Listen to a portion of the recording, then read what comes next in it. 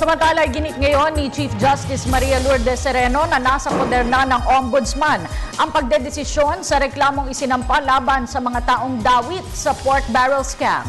Narito ang ulat ni Joseph Parafina.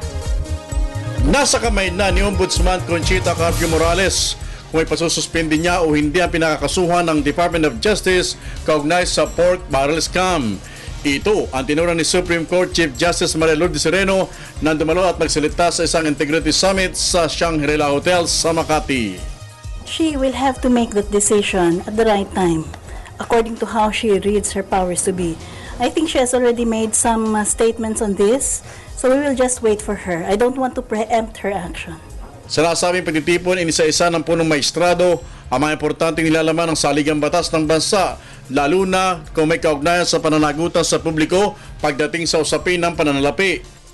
How deeply do we believe that we can only shape our destiny as a people if we are willing to build in with painstaking every knot, every screw, bolt, and brick that make for a modern, accountable government.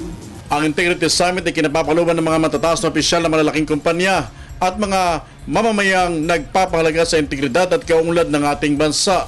Sa isang press conference matapos ang kanyang pagsasalita, tumanggi magpahayag ang punong maestrado ng kanyang personal na opinyon at kinalabasan ng PDAP petition na nakasampa ngayon sa kataas-taasang hukuman.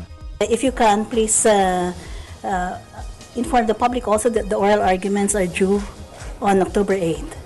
And we expect, of course, a lively discussion.